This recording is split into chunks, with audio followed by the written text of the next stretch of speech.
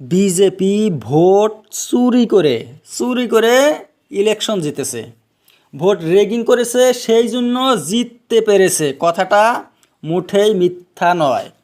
Supreme কোর্টে ধরেছে, supreme কোর্টে জিতা বিজেপিকে হারা বলেও ঘোষণা করেছে। রিটার্নিং অফিসারের বিচারও চলছে। উনি যে এই বদমাশিটা করেছিল চণ্ডীগড়ে, পাঞ্জাব হরিয়ানার রাজধানী, হয়েছিল পৌরসভা নির্বাচন, মেয়র ইলেকশন। সেখানে ভুল করে ভোট কাউন্টিং করে ব্যালট পেপারে কলম দিয়ে দাগিয়ে কংগ্রেস এপির ভোট নষ্ট করে বিজেপির অফিসার অনিল বসি, বিজেপি পার্টির লোক, জিতিয়েছিল নরেন্দ্র মোদীর ক্যান্ডিডেট মনোজ শঙ্করকে। মনোজ শঙ্কর হয়েছিল মেয়র কি করে? ভোট চুরি করে।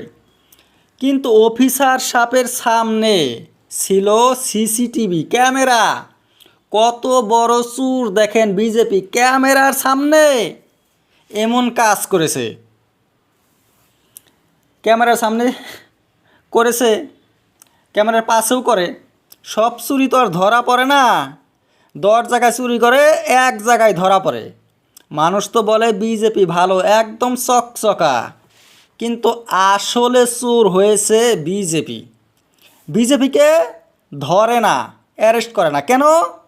সিবিআই, পুলিশ, ইডি সব হয়েছে মোদির আন্ডারে। এগুলার গোড়া হয়েছে মোদি পুলিশকে, সিবিআইকে যা বলবে তাই সে বলবে, আমাদেরগুলো ধরবে না। পারো যদি কংগ্রেস এপি টিএমসিরগুলো যত পারো ধরো। ওই জন্যে মাত্র কংগ্রেসেরগুলো অ্যারেস্ট হয়। রাহুল গান্ধীকে কত প্রশ্ন করেছে সিবিআই, কিন্তু বিজেপির একটা নেতাকেও সিবিআই, ইডি কিচ্ছু বলে নাই। স্মৃতি ইরানি যে ভারতের শিক্ষামন্ত্রী ছিল, উনি কি করেছিল? ডিগ্রি চুরি করেছিল। শিক্ষামন্ত্রী সে ছিল, ডিগ্রি চোর, পড়াশোনার যে ডিগ্রি সার্টিফিকেট সেগুলো চুরি করেছিল। শিক্ষামন্ত্রী যদি চোর হয়, ডিগ্রি চুরি করে, সেটা কত বড় ঘটনা। স্মৃতি ইরানি 2বার এভিডেভিটের মধ্যে ডিক্লেয়ার করেছিল যে উনি বিএ বিকম পড়েছিল, কিন্তু যখন ধরা পড়লো শেষে বলল যে উনি কিচ্ছু পড়ে নাই, মাত্র হায়ার সেকেন্ডারি পড়েছিল। এগুলো কি মিথ্যা ঘটনা? একদম সত্য ঘটনা এগুলো।